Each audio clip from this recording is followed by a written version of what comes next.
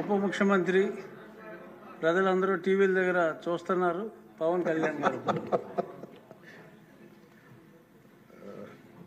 గౌరవ అధ్యక్షుల వారికి హృదయపూర్వక నమస్కారం. నాకు మాట్లాడే అవకాశం ఇచ్చినందుకు గౌరవ ముఖ్యమంత్రి గారికి మీకు హృదయపూర్వక నమస్కారం. నేను గవర్నర్ గారి ప్రసంగానికి మనస్ఫూర్తిగా పార్టీ తరపు నుంచి నా తరపు నుంచి మనస్ఫూర్తిగా దానికి మద్దతు తెలుపుతూ ధన్యవాదాలు తెలియజేసుకున్నాను అధ్యక్ష. ఇక్కడున్న ఎక్కువ మంది చాలా సీనియర్ నాయకులు, మోస్ట్ ఆఫ్ దెమ్. నాకు ఇలాంటి సెషన్స్ ఎలా ఉంటాయో నాకు తెలియదు. ఫస్ట్ టైం నేను అంటే గొడవ ఎలా ఉంటుంది అసెంబ్లీలో నాకు తెలియదు.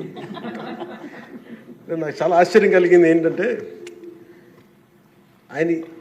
నేను ఇట్లాంటి గొడవలు టీవీల్లో గతంలో తెలంగాణ నరసింహన్ గారు గవర్నర్గా ఉన్నప్పుడు ఉమ్మడి రాష్ట్రం అప్పుడు గొడవలు చూశాను, టీవీలో చూసామని.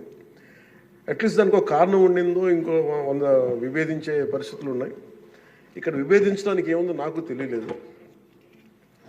నేను అనుకుంటా ఉన్నాను అసలు ఇలా ప్రవర్తించవచ్చా అని.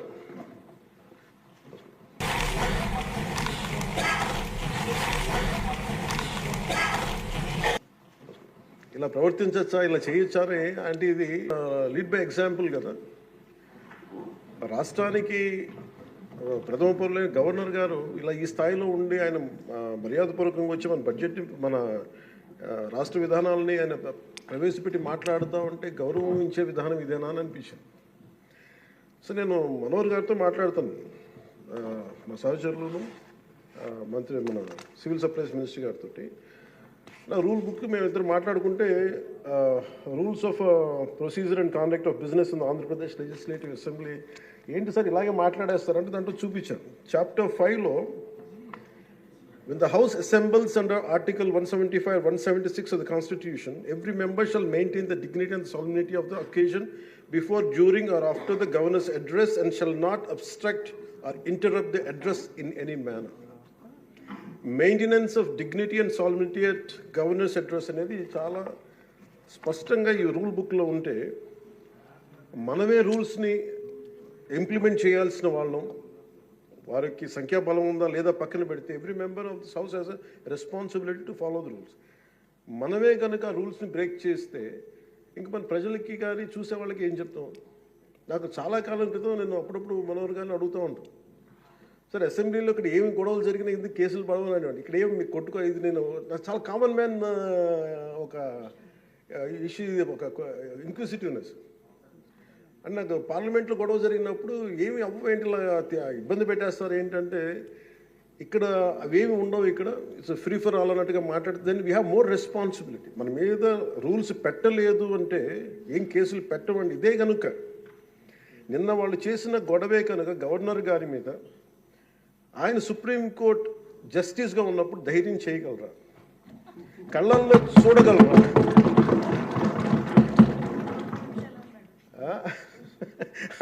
నాకు అది అనిపించింది. అంటే గౌరవించాల్సింది పోయి ఈ విధానం ఏంటనిపించింది. నిన్న టీవీ వాళ్ళని అడిగారు, మీరు వీళ్ళు వైసీపీ నాయకులు ఇలా మాట్లాడారు కదా, మీ ఇదేంటి అని. YCP synonym for ruckus. అంటే గొడవకు కానీ బూతులు కానీ వాళ్ళు పర్యాయ పదం అయిపోయారు. అంటే నిన్న చూసిన గొడవ జరిగిన తర్వాత నాకు నిజంగా అనిపించింది, గౌరవ ముఖ్యమంత్రి గారు అన్ని సంవత్సరాలు వాళ్ళు ఎలాగా వాళ్ళని తట్టుగా నిలబడ్డారో ఆయనకి హ్యాట్స్ ఆఫ్ తెలియజేస్తాను. అది ఎంత గట్స్ ఉండాలి, ఎంత దమ్ము ఉండాలి, ఎంత ధైర్యం ఉండాలి. అలాగే నాకు నిన్న గొడవలు జరుగుతుంటే నాకు అనిపించింది, నాకు ఇవే గుర్తొచ్చినాయి అధ్యక్ష. వాళ్ళు ఎప్పుడైతే పేపర్లు విసిరేసి అక్కడ దాకా వచ్చారో నాకు గుర్తొచ్చింది వివేకానంద రెడ్డి గారి హత్య గుర్తొచ్చింది. అంటే వాళ్ళ విధ్వంస విధానం చూశారు. అలాగే ప్రజావేదికని కూల్చిన విధానాన్ని గుర్తొచ్చింది అధ్యక్ష. 200 పైచిలకు ఆలయాలని విధ్వంసం గుర్తొచ్చింది అధ్యక్ష. డాక్టర్ సుధాకర్ గారు చనిపోయిన విధానం గుర్తొచ్చింది అధ్యక్ష. జంగారెడ్డి కల్తీ సారాలో చనిపోయిన చావులు గుర్తొచ్చినాయి అధ్యక్ష. సుప్రీంకోర్టు జడ్జిలతో లెటర్ రాసిన విధానం గుర్తొచ్చింది అధ్యక్ష.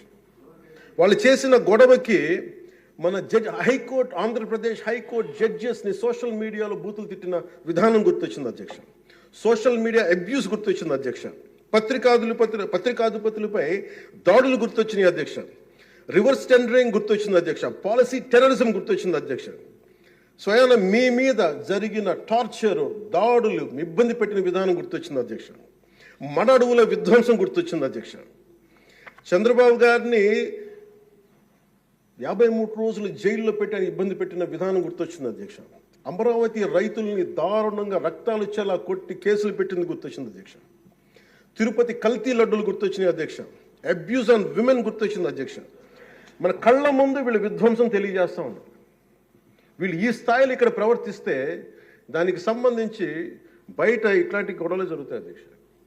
ఇది మారాలి అని చెప్పి మనం మాట్లాడితే ప్రజలు మనకి ఈ రోజున ఇంత అత్యధిక బలంతో మనల్ని ఇక్కడ నుంచోబెట్టారు అధ్యక్ష, ఇక్కడ కూర్చోబెట్టారు మనందరినీ. దీనికి గౌరవ ముఖ్యమంత్రి గారు ప్రదేశాలు చెప్తూ ఉంటారు. అలాగే ఇది మినిమం గవర్నమెంట్, ఇది మన నరేంద్ర మోదీ గారు చెప్తారు, గౌరవ ప్రధానమంత్రి, minimum government and maximum governance అని. దాంట్లో భాగంగానే చాలా గ్రేట్ అడ్మినిస్ట్రేటివ్ రిఫార్మ్స్ పట్టుకొచ్చారు. ఈ రోజున వాట్సాప్ గవర్నెన్స్ కూడా ముందుకు తీసుకెళ్ళడానికి ఆయన అనుభవం. అంటే మేము ఈ ప్రభుత్వం చేస్తున్నది అధ్యక్ష, ఎక్కడా కూడా ప్రభుత్వం ప్రజలకి సామరస్యపూర్వకంగా ఉండాలి, ఎక్కువ సానుకూలంగా ఉండాలి, ఎక్కువ బాధ్యతలు పెట్టాలి, ఎక్కువ బరువు పెట్టకూడదు అనే విధంగా గౌరవ ముఖ్యమంత్రి గారి ఆధ్వర్యంలో నడుస్తూ ఉంది ప్రభుత్వం. మేమందరం ఆయనకి సహాయ సహకారాలు అందిస్తూ ఉన్నాం అధ్యక్ష. Governor his excellency Abdul Nazeer గారికి రాష్ట్ర ప్రభుత్వ అధిపతిగా గవర్నర్ హోదాలో శాసనసభను ఉద్దేశించి రాష్ట్ర అభివృద్ధి భవిష్యత్ నమూనాను దిశానిర్దేశం చేసినందుకు వారికి నా హృదయపూర్వక కృతజ్ఞతలు. అలాంటి ఉన్నతమైన వ్యక్తి ఇస్తున్న సందేశాన్ని చూసి వైసీపీ వాళ్ళు బాయ్కాట్ చేయడం చాలా దురదృష్టకరం. ఇలాంటి ఆయన చూస్తూ ఉన్నాను అధ్యక్ష. ఇట్లాంటి ఇబ్బంది పెట్టే సమయంలో కూడా ఆయనకు ఆరోగ్యం కూడా సరిగ్గా లేదు, జ్వరం వచ్చిన సమయంలో కూడా ఆయన ఎంత ఇబ్బంది పెడుతుంటే ఆయన చాలా సక్సెస్ఫుల్గా ఆయనకి ఇచ్చినందుకు మనస్ఫూర్తిగా వారికి నా ధన్యవాదాలు, నా కృతజ్ఞతలు తెలియజేస్తాను.